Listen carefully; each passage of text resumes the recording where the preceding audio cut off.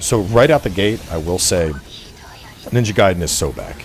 Oh, I was just so happy. The main reason I was upset I couldn't go to Japan is I couldn't just thank the developers and be like, y'all are doing the thing. Now, most of the time in combat, when you defeat enemies, they will on occasion drop these things called blood essence, which can restore some of your health. It does offer a way outside of just healing items to recover health. Blood essence can also be used to help you charge up your ultimate, so there is a little bit of interplay in how you actually use it. Ninja Gaiden 4 can be hard, especially as it really does expect you to make the most out of Yakumo's Blood Raven ability. It's set well after Ninja Gaiden 3. Shh, we don't talk about that one. Razor's Edge actually improved a lot of that game. That's true. It was just, it went in such a different direction, and Ninja Gaiden 4, I think, really brings it back to like, oh, this is the successor to the style of Ninja Gaiden in Ninja Gaiden 2. That was so sick! This is exactly the kind of substantial, but ultimately iterative upgrade to the classic style of Ninja Gaiden's combat that I had hoped Ninja Gaiden 3 would be. Platinum Games' approach to building anew comes out of great respect for the solid foundations put into place by Ninja Gaiden and Ninja Gaiden 2. The big thing you have to remember is that this is a modern game that has learned from the mistakes of countless action games beforehand. And really, the camera leaves a bit to be desired. There were times where I was getting attacked by enemies from like off screen. With Ninja Gaiden 4, I can say confidently that people who are looking forward to playing as Ryu again are going to have a great time. Another reason why Yakumo has multiple weapons, however, is simply because he is Ninja Gaiden 4's primary protagonist, so don't expect the same level of treatment or number of chapters for both characters. As someone who's played the heck out of these games, the Dragon Sword has always been my favorite weapon for Ryu, so I unfortunately didn't really miss not having other weapons, because in this limited time period for this preview, I probably would just use the Dragon Sword anyway. We've got a lot of stuff to talk about. A bunch of people just got to play a preview of Ninja Gaiden 4 and express their thoughts on it. I spent the past few days going through everything that we learned, hence why this video took so long to come out. And after doing so, do I think that Ninja Gaiden 4 will be good or bad? Well, let's talk about it.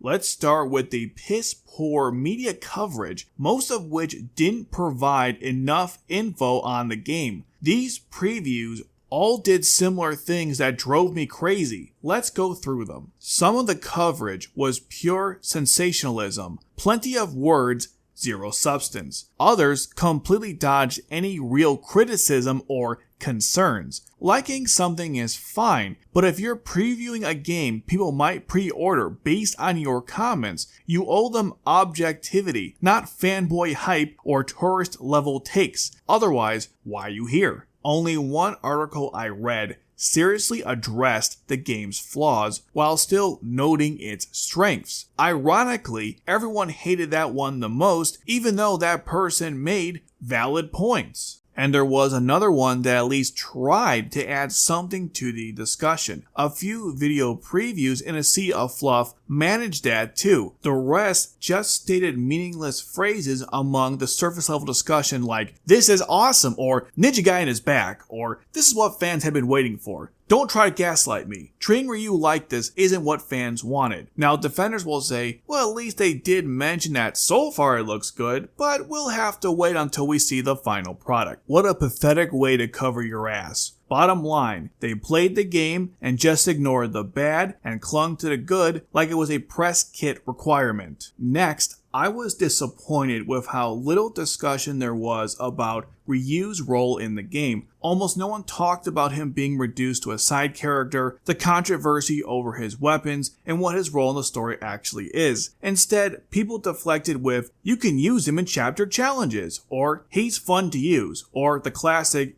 "Even if he only has one weapon, he's so much fun to use, so who cares?" To be fair, a few people did talk about Ryu, and some of what they said wasn't flattering. This is probably why so many chose to not talk about it. I'm annoyed with the tourists who praise this game without understanding the context or the things that would be obvious to series fans. Even worse are the so-called hardcore fans who knew these changes would upset people but chose not to address it, instead brushing it off with lines like, "I've played past games and this one's just as fun," or "I've been weighing on this game forever." You know, more stuff that doesn't mean anything. I swear, everyone acted like Ninja Gaiden 3 didn't exist at all. Most previews just said, if you like Ninja Gaiden 2, then you'll love this, and that it plays like Ninja Gaiden 2 with some of Platinum Style's tweaks. But just saying it plays like Ninja Gaiden 2 isn't good enough because in some key ways it doesn't, and that nuance matters. Significant changes got totally glossed over, like the return of healing items, which wasn't a thing in Ninja Gaiden 3. And the same applies to returning features like the assassination mechanic, Ninpo mechanics,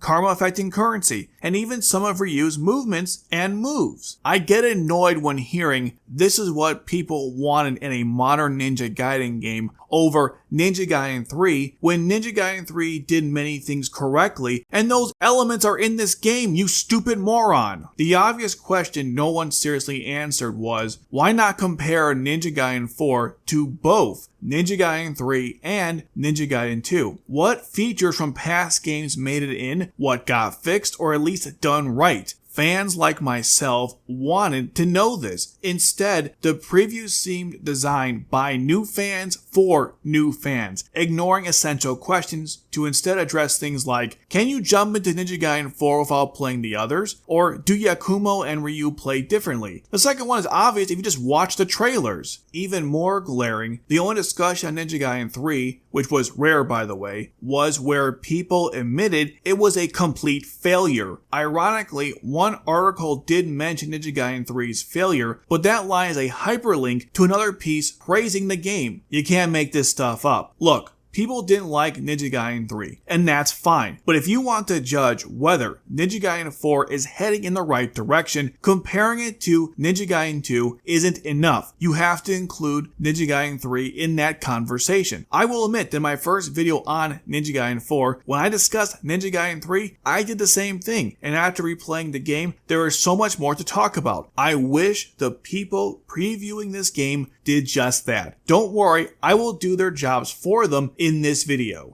There's actually another reason why people acted as if Ninja Gaiden 3 didn't exist, because most previews compared Ninja Gaiden 4 to Ninja Gaiden 2 Black. When people said a game plays like Ninja Gaiden 2, they were referring to Ninja Gaiden 2 Black, not the original game. That's already a big problem because you can't really judge Ninja Gaiden 4 by comparing it to a mediocre remaster of a game that's widely seen as a downgrade from the much better original. Do you think people could mod NG2B to make it like the original? Oh yeah, it's already happening, Senpai. All of the mods that were made for Sigma 2 for the Master Collection translate into this easily because it's the same code just running in Unreal Engine 5. When they said they made this from the ground up, they lied into all our faces. Because it's literally copy-pasted the code. They didn't do anything. They made the models. That's what they did. They remade all the models in this game, but all of the game's code and all of the mechanics, everything in this game is still just running Sigma 2 code in Unreal Engine 5. They didn't do anything to this shit. But here's the kicker. The devs released Ninja Gaiden 2 Black just this year, so most people only played that version before Ninja Gaiden 4. That's why most people made that comparison. So the devs got exactly what they wanted. Editor chops here. I realize that it's not clear what devs got what they wanted means. For context, the marketing for Ninja Gaiden 2 Black stated it was the definitive version of Ninja Gaiden 2. This is objectively not true based on how the game resembles more like Ninja Gaiden 2 Sigma over vanilla Ninja Gaiden 2, and Sigma 2 had many downgrades when compared to the vanilla game. People still like the game and that's fine, but it's not the definitive version of vanilla Ninja Gaiden 2. Anyways, because of this marketing strategy, many people now assume that playing Ninja Gaiden 2 Black is the same experience as Ninja Gaiden 2. This was apparent in many previews for Ninja Gaiden 4, where people referred to both interchangeably. Sometimes this led to confusion on my end because the games aren't the same. I even saw someone on Reddit talk about the AI for Ninja Gaiden 2 Black, but labeled the post as something about Ninja Gaiden 2. Since this false narrative has worked,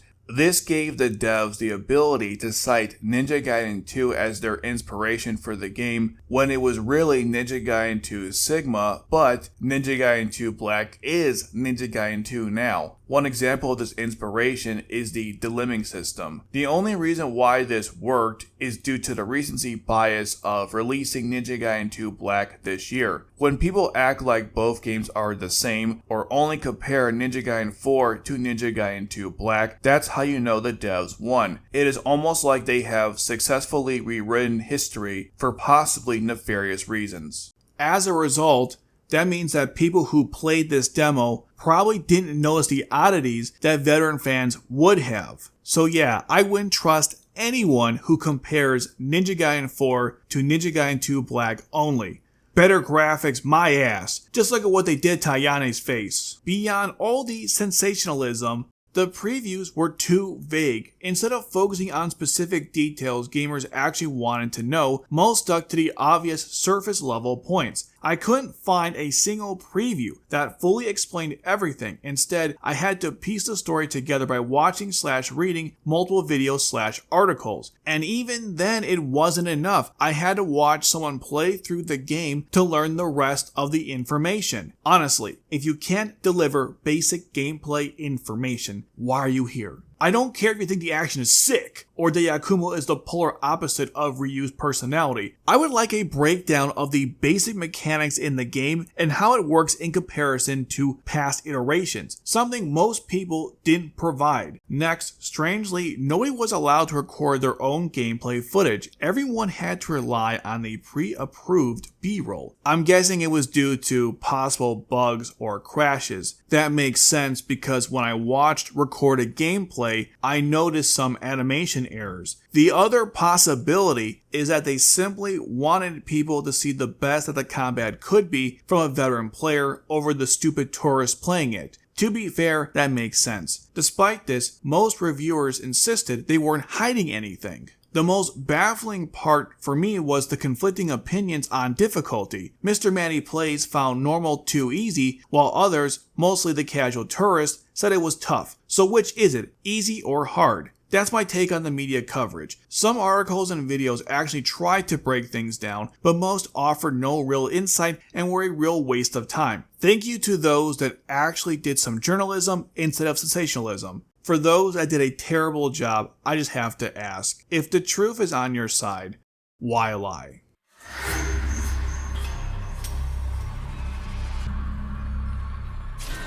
The previews left such a bad taste in my mouth that I'm going to go through all the stuff I liked first, and then everything that annoyed me to no end. I'm just feeling really evil today. They did it. They finally did it. I'm happy to report that healing items and essence are back. The most annoying change in Ninja Gaiden 3 is gone forever. This is already good enough for me to want to pick up and play this game. One person complained that there was a limit to how many of these items you could have. Try telling me you haven't played a Ninja Gaiden game before without telling me you haven't played a Ninja Gaiden game before. Jokes aside, putting these things back in the game is just fantastic. You don't realize how big of a deal this is to me. Now, I'm not the biggest fan of the interface to use the items. It looks kind of large compared to Ninja Gaiden and Ninja Gaiden 2. I'm guessing that's because there's going to be so many different items you can get besides healing items. One example that I know of is an item that fills up the blood meter. With the healing items themselves, while they look different and they have different names, they seem to follow how items worked in Ninja Gaiden 2. And the essence this time is just for healing,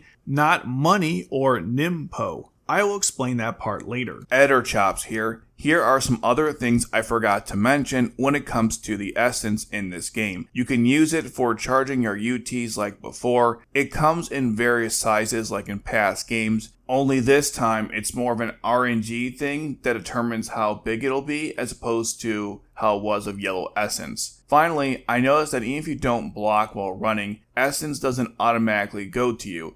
It seems like unless you use a UT, it'll stay in place until the fight is over. This removes the entire mechanic of chaining essence, which was a huge part of Ninja Gaiden and Ninja Gaiden 2. This YouTuber made note of it in their video, and I highly recommend you check it out. Chests are also back, and not only that, but if you already max out the items you can carry, then the game just auto-converts the item to Ninja Coins. That's the game's currency to buy stuff in case it wasn't obvious. Ninja Gaiden 3 removed chests from the game, and it's great to be able to kick them open again. This should bring back the strategy involving not opening certain chests until you need a specific item or essence or something else. We also have stores now for both Ryu and Yakumo to use. Besides purchasing items, you can also take on missions to earn more ninja coins. These also give you weapons and other items like the grappling hook. And beyond that, you can chat with Umi and I assume Muramasa. This feature existed in the original Ninja Gaiden game, and it's great they brought it back. For those curious, you receive ninja coins by completing side objectives, converting items you pick up to ninja coins, assuming you maxed out that item, and with the karma score from a given battle. You can also use the ninja coins to purchase moves from Tyron as Yakumo. I'm not sure what the Ryu equivalent is, assuming there is one. Bringing back the items, essence, chests, and the store is just what we needed. I just released my wish list for Ninja Gaiden 4, and in that included chapter challenges, ninja trials, and the test of valor. I specifically mentioned how I didn't expect them to be in the game on launch. Well, I was wrong, because they will be in the game on launch. And not only are they present, but they have made improvements. You can now just replay bosses instead of the whole chapter itself. The new Test of Valor challenges called Purgatory Challenges allow you to wager health for bigger rewards, and the ninja trials look just as fun as they've always been. This game has packaged the chapter challenges and ninja trials into one category called Challenge Mode. So if the game's story turns out to be as bad as I think it's going to be, I will at least be able to kill enemies in these other modes.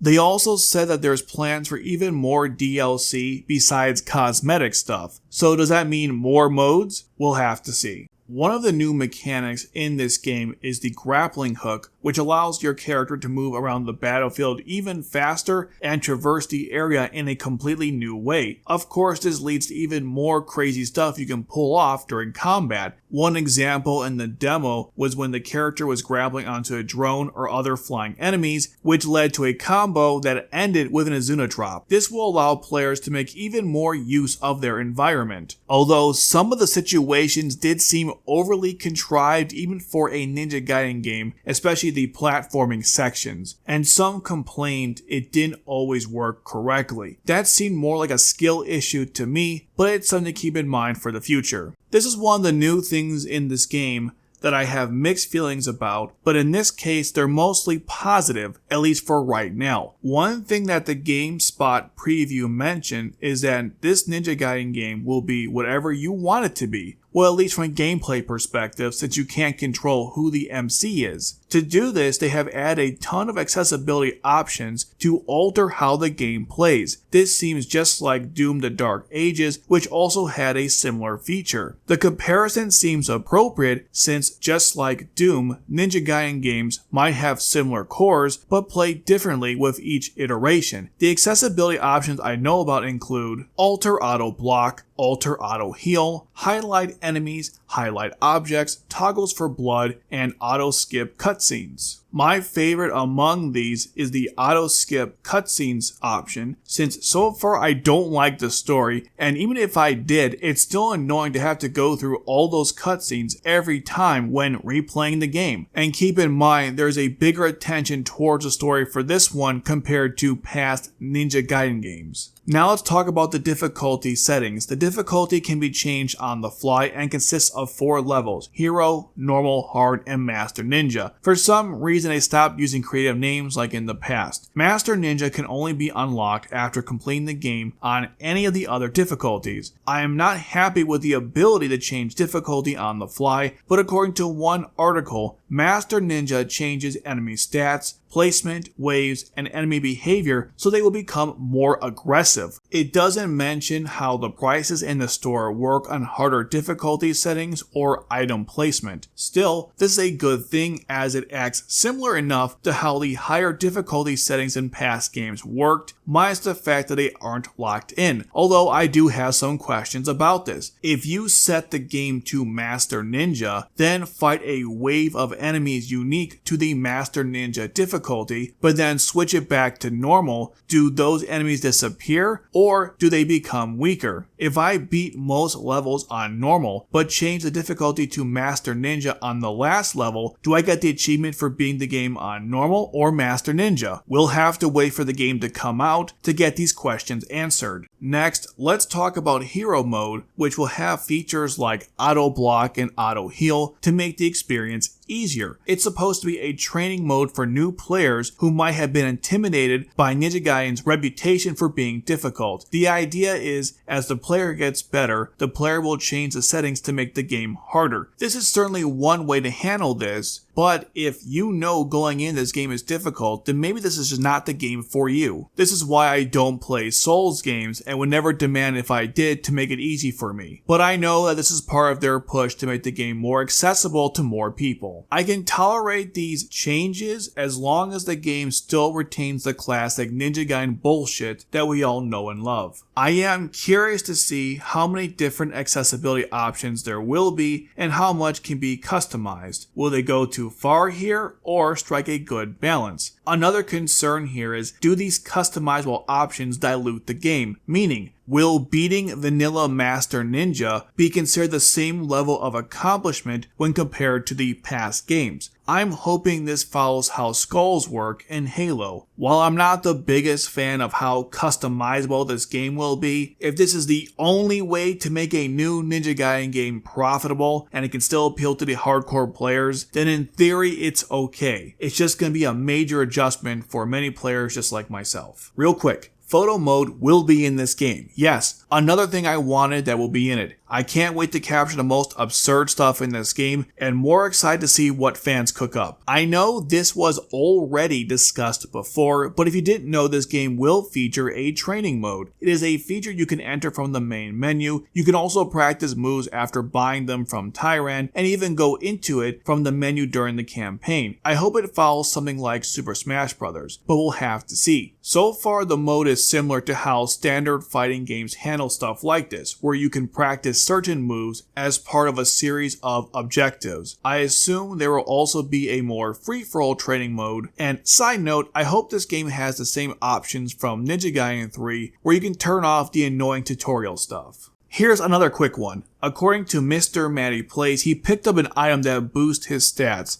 I assume this is the same as the amulets you can get in Ninja Gaiden. That's definitely one mechanic that I'm surprised came back. According to one article, this game's campaign will take approximately 15 to 20 hours to complete, which is about the same length as Ninja Gaiden 2. In that case, that number only applied to playing Ninja Gaiden 2 on higher difficulty settings. If these numbers are just for normal difficulty, then expect this game campaign to take maybe 25 to 30 hours to complete. Since we don't know the extent of how this campaign is going to work, I don't know if that's a good or bad thing. I can't say based on everything we know so far, I'm leaning towards the bad. But then, why put it on my positive list? Well, at the very least, the game will be long, so lots of killing to do. That alone is a good thing. Let's hope that the campaign itself is good and enjoyable throughout those 15 to 30 plus hours. So this game introduces 2 new meters. First is the Blood Link meter. This one is used to unleash the Blood Raven attacks or Ryu's gleam attacks. Ryu's gleam attacks resemble his UT from Ninja Gaiden 2 with the True Dragon Sword. Also, Ryu can use his Blood Link meter to unleash Ninpo attacks, just like the Ki meter from Ninja Gaiden 3. In fact, I'm pretty sure the Blood Link meter for Ryu is called the Ki meter. The Blood Raven magic transforms Yakumo's weapons into a stronger version, but those weapons still have the same type of attacks. Most enemies can't block the Blood Raven attacks, and if you time it right, your attack will stun the enemy, and I believe bosses as well. The distance between your character and the enemy determines how long they are stunned for. The Blood Raven attacks also allow Yakumo to block powerful attacks from enemies. When it comes to the meter itself, it fills up passively while attacking enemies and using OTs. Next is the Rage meter, which fills up as the character delivers or receives damage to and from enemies and from using OTs. Unlike the Blood Link meter, this one does not fill up passively. In fact, it actually goes down over time. Once full, you can go into a rage state that only lasts for a limited amount of time. In that state, your Blood Raven attacks or Gleam attacks will trigger a bloodbath that either insta-kills everyone or stuns enemies. I like how in this game, OTs help charge these meters, unlike in Ninja Gaiden 3, where the main move that sped up the process was Steel on Bone. This makes it more accessible and easier to pull off. There is one caveat to this, but I'll get to that later. I like how these meters build on the successful ideas from Ninja Gaiden 3's Keys meter into something that feels less annoying and more rewarding to use. I can't wait to mess around with them. People said in the previews that the bosses were so far fun to play against, but not easy though. From the two I saw gameplay for, this seems to be the case. They don't have the BS cinematic multi-phase QTE stuff from Ninja Gaiden 3. Instead, they just gave the bosses with potentially multiple health meters to indicate when a new phase starts. So they've got phases, but at least it's combat focused over being cinematically focused. I figure future bosses will probably have more health meters than what we saw, and things seem to be going in the right direction. Every single preview for this game couldn't stop glazing it for how it plays just like Ninja Gaiden 2. There is some discrepancy, but the general consensus is if you played Ninja Gaiden 2 Sigma Remastered or the vanilla Ninja Gaiden 2, then this game will fit just like a glove. The same old mechanics are present, like Flying Swallow, UTs, OTs, and the Guillotine Throw. Although with the Guillotine Throw, they improved things, like how it can hit flying enemies, and it works on other fiends that it previously didn't work on. I think you could also throw enemies off the map. I don't recall if you could do this in past games.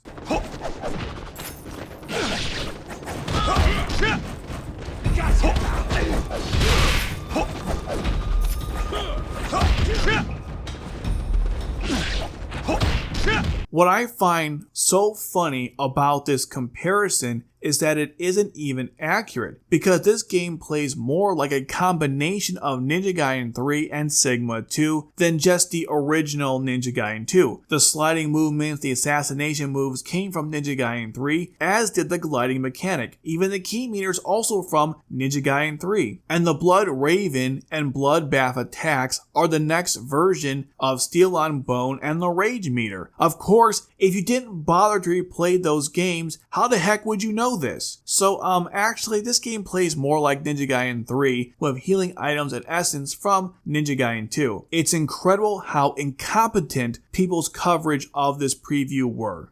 Editor Chops here. In my ranting on why Ninja Gaiden 4 plays more like Ninja Gaiden 3 over Ninja Gaiden 2, I forgot to talk about why this is a good thing. Talk about getting lost in the sauce. In my opinion, Ninja Gaiden 3's biggest issue is the removal of healing items in general, and the store mechanic. There are certainly other problems, like some of the enemy types and the general difficulty. It would be hard to argue that if they added back the regular healing items, people would have been more understanding with the oppressive difficulty. So, since Ninja Gaiden 4 is a fusion of an improved version of Ninja Gaiden 3's combat mechanics and the healing mechanics from Ninja Gaiden 2, the game theoretically is going to have the best gameplay in the franchise franchise as it's the best of both worlds. This is why I'm excited to play the game despite some of the problems so far. My final positive observation is that the game looks fun to play. The tools are all there that made previous games exciting. You can't button mash in this one, which I still think is funny that anyone who previewed this game pointed that out. Again, tell me you haven't played a Ninja Gaiden game before without saying you haven't played a Ninja Gaiden game before. I'll take obvious for 500, Alex. I really couldn't stand the media coverage of the preview. Regardless, because of the added depth, new mechanics, and accessibility options, there are more ways to tackle encounters, and this, in theory, should improve the replayability and be an overall fun experience. I'm glad they at least nailed this part.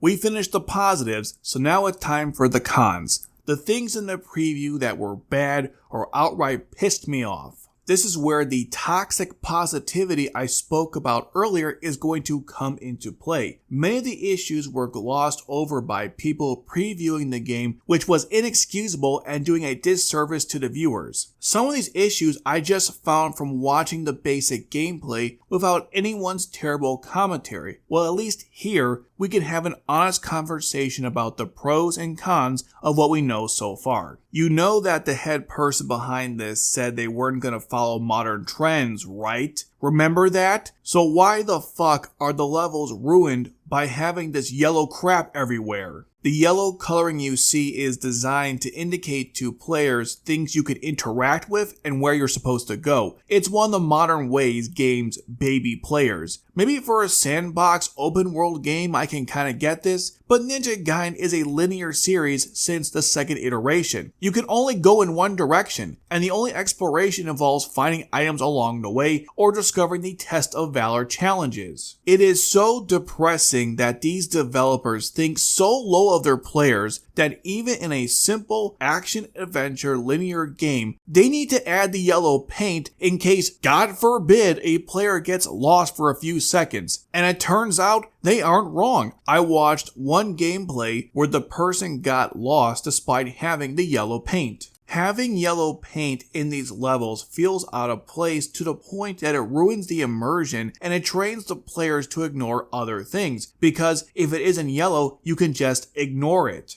That can negatively impact the joy in exploring the game and appreciating the work that went into the art of this game. I can't see a justifiable reason for this other than appealing to the lowest common denominator. I hope you can turn this shit off, but I shouldn't have to even do that. Ironically, the IGN preview said this is the modern Ninja Gaiden game that we should have gotten and not Ninja Gaiden 3, while there is a video on IGN's website that came out this year that discusses why yellow paint is bad. You can't make this up. Look, Ninja Gaiden 3 had some problems, but you know what it didn't have? Yellow paint. These people are unbelievable. And one more thing. Past games did use means to help guide the players, but they were subtle. How is it that something achieved over a decade ago can't be reproduced now in a similar way given the advancement in technology? Why the hell did we go backwards? Editor Chops here. Here is one more reason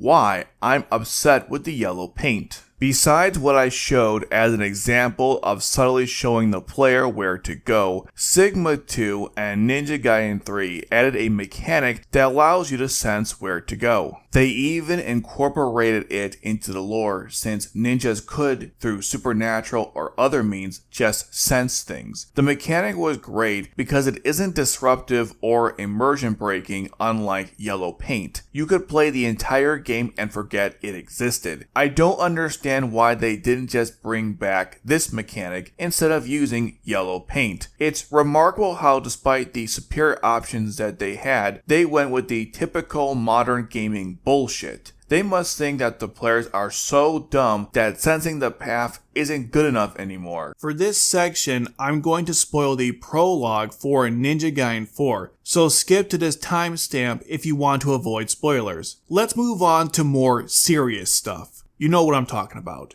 Ryu. Where do I even begin with this? Let's start with something that people aren't talking about at all and was glossed over by everyone who previewed this game. Ryu is now the antagonist of Ninja Gaiden 4. Let me say that again. Ryu is the villain of this game. Still think they've learned their lessons from last time? One of the reasons why the Ninja Gaiden 3 story was so controversial is due to how it presented Ryu as a morally gray, possibly evil person. Not only is this not true, but this type of story has no place in a Ninja Gaiden game. So why would they make a sequel that doubles down on that? This might be another reason why everyone probably chose to forget that Ninja Gaiden 3 existed. We could have gotten Halo 2, but instead we're getting Halo 5. You know, that game where Locke and his Spartan team went after Master Chief because Chief was evil or something? Remember how everyone loved that? Oh wait, that's right, no one did. Now, will this probably be a case where they eventually work together to take out a common enemy? Probably. But why even go this route in the first place if that's the end goal? You can just have both of them working together with tackling different things to solve the problem. No one wanted this, and this is probably going to make me hate Yakumo even more. This kind of subversive style of writing isn't clever or interesting, it's just insulting, and it only gets worse. So Ryu failed to defeat the Dark Dragon after its resurrection. His solution was to work with the DDO, or Divine Dragon Order, to seal the Dark Dragon's corpse, which is still causing problems like decaying everything with its blood or something. Yakumo wanted to kill the Dragon Priestess Shiori, since according to their prophecy, that would stop all of this. But she has another idea, and so the two are going to work together. Let's break down the problems with this setup. Why would Ryu work with an organization that has members that look like this? And they act like assholes. They captured the Dragon Priestess, who was responsible for sealing the Dark Dragon. They also seized the city. These aren't the good guys. Am I really supposed to believe that the same guy who fights to save the world would just work for this game's equivalent of the New World Order? Why doesn't Ryu just talk to the Dragon Priestess about what they can do? He regularly works with others when it comes to stuff like this. This whole thing just sounds contrived and stupid. And unfortunately, I was right when saying that this trailer gave off Ninja Gaiden 3 vibes. The entire dynamic between Yakumo and Shiori is irrelevant, no matter how much I like or dislike the characters, because I'm pissed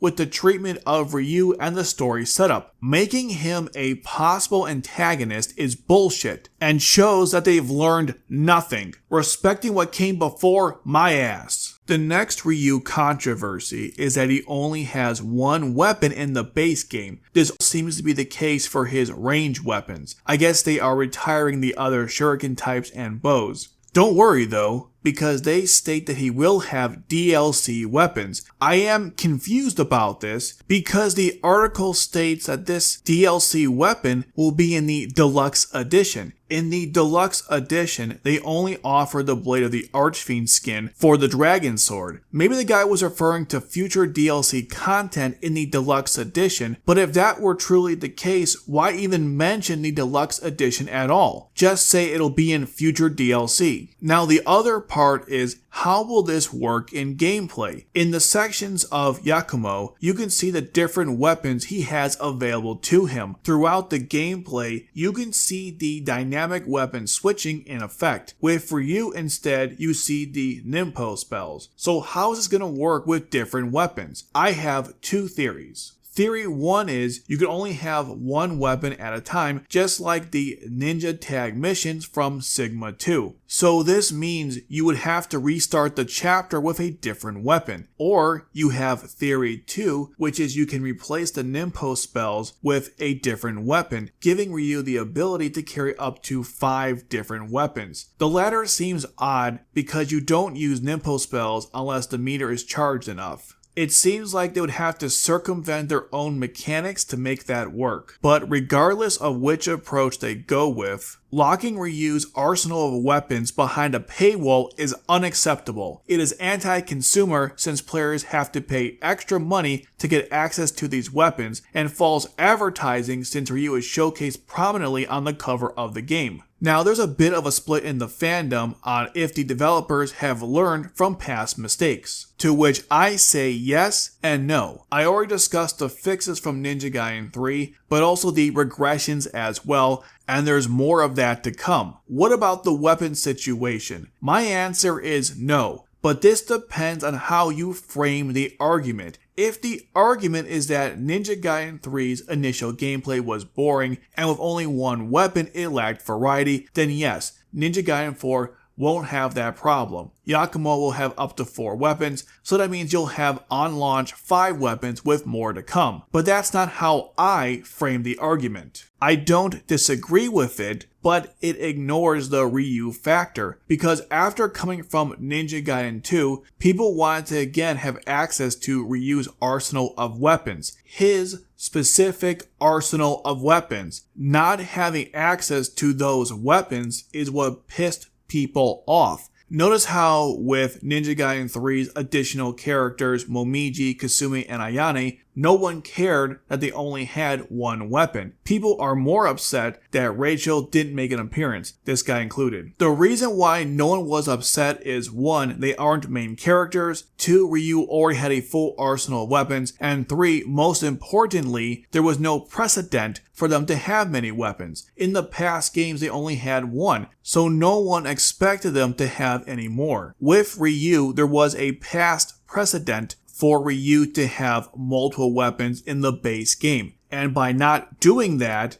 they haven't learned anything. At least Ninja Gaiden 3 made it free DLC, unlike here. So no, they haven't learned from the past mistakes made by other developers. So this is the same problem as before, only this time we get another flavor of it. Now the last Ryu controversy is his role in the game. According to multiple sources, he won't be the main character. I mean, this was obvious based on other things, but at least we got some confirmation on it. People played the first 3 chapters of the game and didn't play as Ryu, but he does appear for a couple seconds in the prologue, so that's something. You don't need yellow paint on the wall to know what's going on here. So did Ryu get relegated to the status of the female characters in past games? I would say pretty much, with the only difference being he'll probably have more chapters than just 2, and he'll have more weapons and ninpo than the other female characters. Of course, that might change depending on if those characters are later introduced as DLC. I wouldn't hold my breath though. Now let's address something that really annoyed me in the preview coverage. Everyone was quick to point out that you can use Ryu in the chapter challenges and ninja trials. This is a good thing, but it changes nothing. I figured that was going to be the case if those features made a return, just like how it was with Ninja Gaiden 3. Tell me you haven't played Ninja Gaiden 3 before without telling me you haven't played Ninja Gaiden 3 before. The idea that this is some big win is ridiculous. This doesn't change Ryu's involvement in the story as much as it didn't change Ayane's role in Ninja Gaiden 3 Razor's Edge. The copium of, hey, at least you can use Ryu in other game modes doesn't negate this. I also didn't like how everyone is trying to push Yakumo over Ryu, stating things like how they don't play the same, as if that's supposed to convince me to give him a chance. That's how it worked for the female characters in the past, so stating this means nothing to me. This is something that we've come to expect at this point. Side note, just from watching the gameplay, Ayane seems way faster and her gameplay seems more unique and fun compared to Yakumo's. Anyways, for the last time, this isn't about gameplay, it's about a mainline Ninja Gaiden game where Ryu is sidelined for someone else. The copium here is just amazing. By changing the protagonist, you are effectively changing the identity of this IP. Could that work? Sure, we've seen it before, but so far here, their approach in handling it has been piss poor. As I said before, Yakumo is going to have a hard time winning me over after everything we've learned so far. And again, Ryu is shown prominently on the cover of the game, which is false advertising. Now I want to address why Yakumo is in this game and why he's been given such a major role. And to find out, let's look at this part from an interview that I found on YouTube.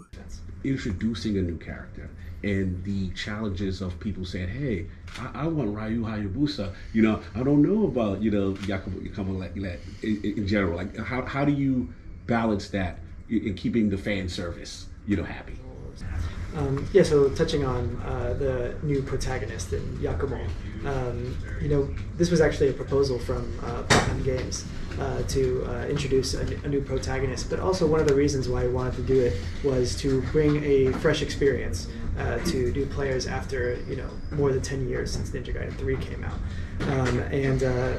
Of course, we wanted to make sure that Yakumo plays differently and feels differently than Ryu Hayabusa. But with that said, we also made sure that Yakumo feels like he belongs in Ninja Gaiden.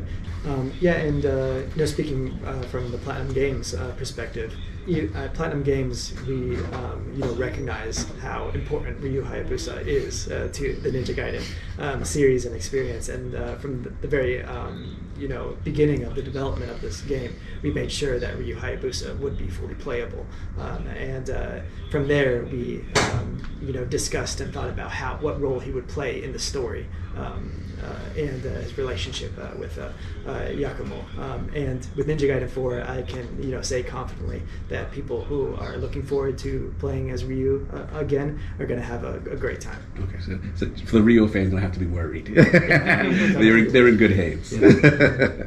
Okay, let's break this down. How am I going to be satisfied if most chapters don't have Ryu? Thank you. I mean it. Thank you so much for deciding to include Ryu in a Ninja Gaiden game. The franchise that he's been the poster boy for since the 3D resurgence. You guys are just amazing. Seriously, just never change. All of this sounds like a cover for the fact that Platinum Games required Yakumo to be in this game for the collaboration to happen. You don't need to add a new character to bring a fresh experience. You just need to add new mechanics and playstyles. It is so ironic that I have to say this, since the people behind this game are supposedly fans of this franchise and played past entries. Love or hate Ninja Gaiden 3, but it feels fresh compared to Ninja Gaiden 2. And that's due to new mechanics, not because later on they added back the female characters. This is such garbage and reductive reasoning. I wish they were more honest with people of what's actually going on here. Here are some minor gripes with Ryu and Yakumo that I noticed. Ryu's running animation is comical. Why is it so over the top? Why does Ryu kick open chests so gently when he's to go ham on them? Why does Ryu's scarf move so much while he's running? It's so distracting. And why is the running noise so loud? He's a ninja, damn it!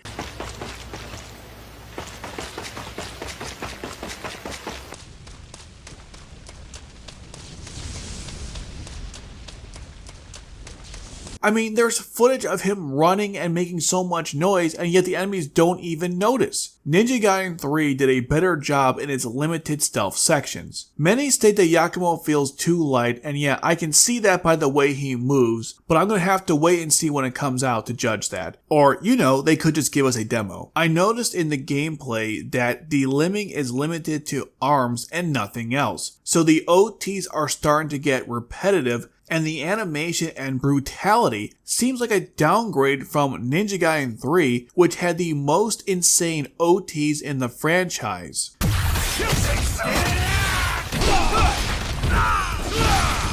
I rest my case. This design choice is odd considering that OTs are important for filling up your meters. I guess this is why they also wanted people to play Ninja Gaiden 2 Black before this one, because that game also lessened the delimbing. But going from Ninja Gaiden 2 and especially Ninja Gaiden 3 to this, you're going to be disappointed. You of course didn't hear any of this from IGN's glazing session. So something new they've added are side missions, where if you accomplish certain objectives you get ninja coins. I'm mixed on this idea since side missions feel unnecessary to the game, but we did have Test of Valor, so having additional things to do isn't unheard of. My concern is how distracting will they be? If it follows how Doom Eternal worked, then that's fine since those side missions weren't that difficult and in some cases it was what you would have done anyways. The ones shown in the demo seem fine, but like other stuff, I need to experience this firsthand to know if it fits or not. Now let's talk about the rail segments. What the hell is this? Who thought this was a good idea? Is there a reason for this change in genre from action-adventure hack-and-slash to fast-paced grinding on rails like Sonic or Jet Set Radio Future? No shade against those games. This is just another example of modern crap being thrown into an IP where it has no business being there. This is clearly Platinum Games' poisonous influence, no doubt. Just because you can add something like this doesn't mean you should. According to the people behind this, the rail action mechanic was designed to keep players engaged even during brief pauses between battles. With Ninja Gaiden 4, we aim to deliver the fastest paced action experience in the series so far, not only in combat, but across the entire stage structure. Simply put, we didn't want the momentum to break. The rail action serves as a kind of spice for the game, offering exhilarating and tension-filled moments even during transitions and moment sequences. At first glance, some players might worry that introducing gimmicks like this could water down the core identity of a Ninja Gaiden experience. Our goal wasn't to dilute the experience, but to add to it, without compromising its core. If anything, the rail action strengthens the game's identity. Let's break down how insulting and stupid this is. You don't have to make players fully engaged at all times while playing your game. Overstimulation is not a good thing, and considering how much shit they've added to the core combat, this feels like a solution to a problem that doesn't exist. This game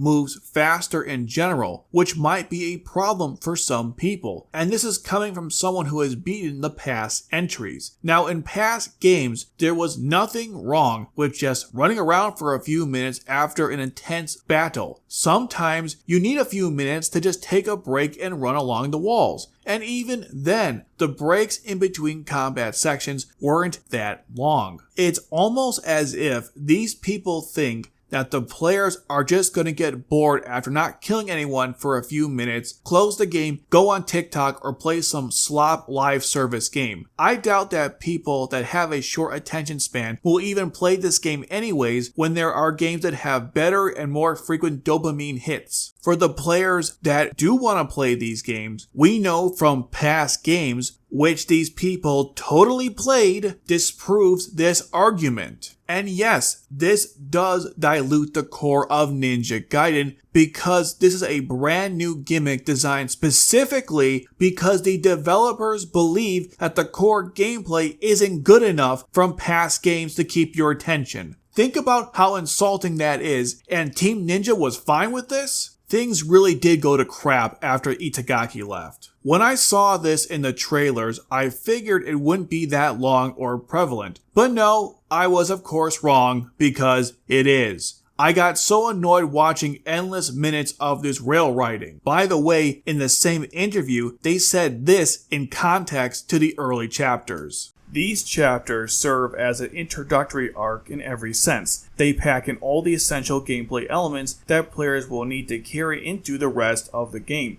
As the story progresses, the mechanics you learn here will become increasingly intertwined, driving faster, more intense, and more terrifying battles that never let up. This means you're going to see more of this rail riding mechanic in the game. From a personal standpoint, I know there will be future segments that I'm probably going to fail multiple times, resulting in the most annoying deaths. Basically, I'll probably not duck under something or jump over something or just get killed by the enemies in the process. This will make the gimmick counterproductive because now you have added further complications to the game that will unnecessarily tax the player that already had to go through tough combat sections. Sure, I could get better with this mechanic, but I shouldn't have to. I would rather focus my time and energy on getting better with the combat itself. Let me be clear, I am not against adding in new mechanics if they make sense. I've already praised some in this video. And for another example, Nier Automata has a bullet hell mixed in with the action adventure components, and they did a great job in putting those two things together. In this case, it feels like these two types of gameplay conflict with one another. Do other modern action games have stuff like this? Sure. But that doesn't mean it belongs in a Ninja Gaiden game. You know, Ninja Gaiden 3 also had similar on-rail segments where Ryu had to shoot things with his bow and was stuck on a car or train. Was that fun to play? No, it wasn't. Another example of changing things up for the sake of changing things up, it's also another example of not learning anything from Ninja Gaiden 3's failures. Well, thanks again, guys, because just like Ninja Gaiden 3, you have given me more reasons to avoid replaying the campaign and just stick to Ninja Trials and chapter challenges. Again, almost none of the coverage discussed that maybe this mechanic should not be in this game. And more importantly, why can this just be a simple action game? You had one job and you screwed it up. So in the shop, they changed it where instead of upgrading weapons, you instead purchase different moves. These range in cost. This includes moves for weapons or general moves. I'm okay with purchasing general moves since that has been a thing since Ninja Gaiden, but moves for weapons, not so much. This is another example of if it ain't broke, don't fix it. Upgrading weapons is just a simpler system, but now the game is going into more RPG elements which feels alien to this franchise. I want to focus my attention more to the combat encounters, not so much on which moves I should purchase and when. This is too much micromanaging for a Ninja Gaiden game. There better be a New Game Plus mode to avoid this nonsense on replaying the campaign. Again, I have to state this. Change is good as long as it makes sense and isn't counterproductive. This one fails at both of those. So initially, I wanted to see more of the setting before judging if I like it or not. Based on the B-roll footage that everyone was supplied with and personal gameplay now online, I have come to the answer that no, I don't like this setting. It feels lifeless and bland compared to the environments of past games, even with Ninja Gaiden 3. This dark and edgy cyberpunk tone is not doing it for me. It also feels too much like Platinum Games and not Team Ninja. This includes the UI, the store, and the overly produced designs. New York from Ninja Gaiden 2 might be the only level that kind of resembles this, but the rest of the areas didn't. One of the people previewing the game asked if the game takes you to other places. This is such a stupid question because if you watch the trailers, Yakumo is shown in places besides Tokyo, and even then, the setting still has the same color palette and overproduced look. Maybe I'll change my mind after playing it, but so far, it's not working for me. Everyone glazed the music, especially during the boss fights. Me, personally, I didn't care much for it, and just like the past games, you're probably going to ignore most of it while playing. The boss fight music wasn't as epic as people claimed. What a surprise. I prefer instrumental music for boss fights because vocals can be distracting. Sometimes even instrumentals is distracting for a boss fight, and in this case the vocals were extremely distracting. In isolation, it's an awesome song, and I appreciate the work everyone has done in putting the sound in this game. Unfortunately, I'm not vibing with the music, and I'm probably going to end up turning down the music during gameplay, especially during boss battles, if this kind of music is a running theme throughout the game. I have seen enough of the new game mechanics that have been added from Platinum Games to come to a decision on how I feel about them.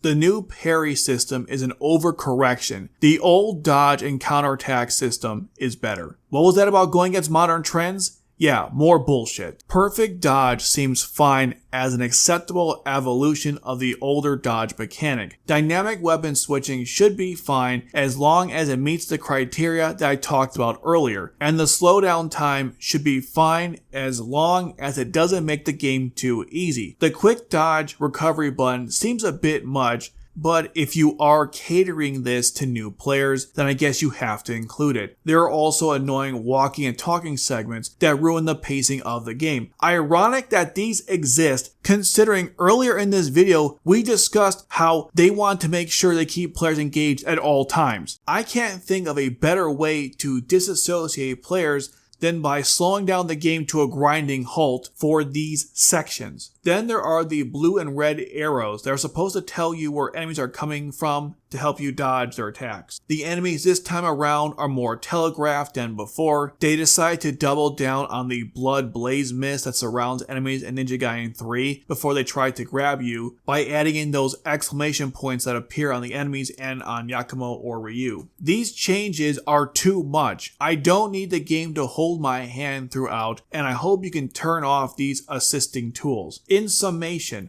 some of these are overcorrections, odd choices, or natural progressions from old mechanics. Because most of these are unnecessary, I am mostly annoyed with Platinum Games' influence here. I expressed earlier that one of my concerns is that the Blood Raven attacks would be mandatory to use, and it turns out they are. Enemies have unblockable attacks that you can only counter with Blood Raven attacks. You will also need it to break the guards of certain enemies, and it's required for the Bloodbath technique. At least unlike Steel on Bone, you don't need this mechanic to heal, and it's easier to pull off. It's just annoying in a game that promotes freedom and accessibility. It requires the constant use of this game mechanic. Side note, I also think the Blood Raven attacks exist so the developers don't have to add in a bow weapon, since the Blood Raven attacks can increase the range of your weapons. Maybe we'll get a bow, but I doubt it.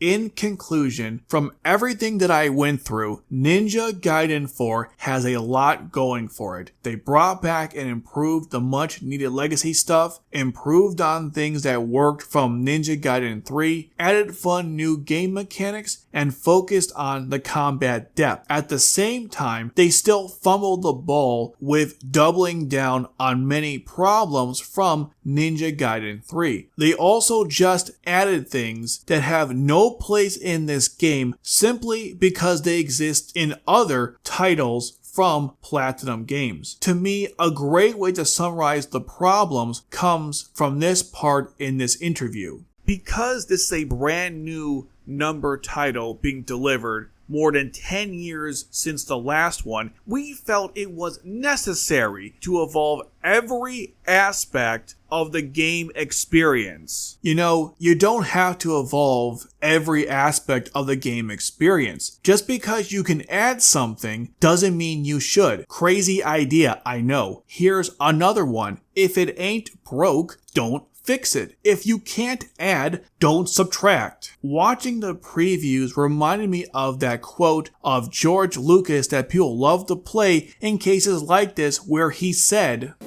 "I may have gone too far in a few places."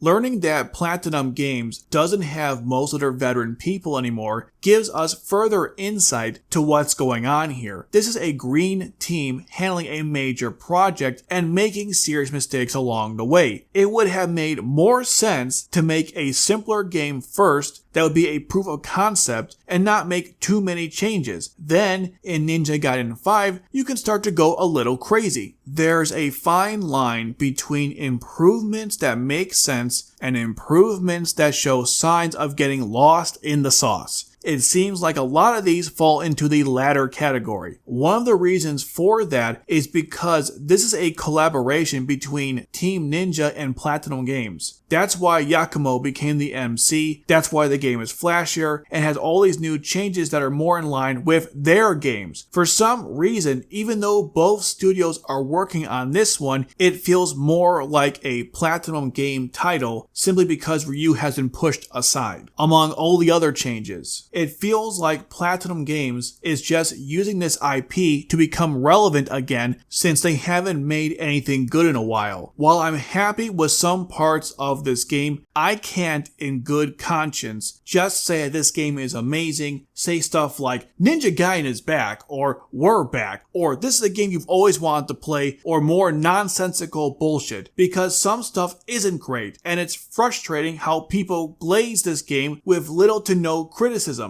Do some of these hardcore Ninja Gaiden fans not care that Ryu has been turned into a villain, or that he's no longer the main character, or that his weapons are being monetized, or the yellow paint, or every other nonsensical decision made in this game? To quote someone that I disagree with a lot, but applies to this situation, you deserve what you tolerate. Too many people are tolerating some of the ridiculous stuff in this game with lots of copium. For those that are upset, and rightfully so, I would suggest looking more into some of these issues other than Ryu's weapons. I understand that for many of you that's a deal breaker, but that's just the tip of the iceberg, so don't hyper-focus too much on that when there's so much more to talk about. The previews showcased one of my worst fears with Ninja Gaiden 4, where it doesn't feel like a step in the right direction. Or to be more accurate with this analogy, it's more like the game takes 4 steps forward but then goes back 7 spaces, essentially not going anywhere, and in some cases we're worse off than we were before. On a positive note, assuming the people previewing this game weren't lying, then I will at least have fun playing this fun action game, even if it doesn't feel like Ninja Gaiden anymore.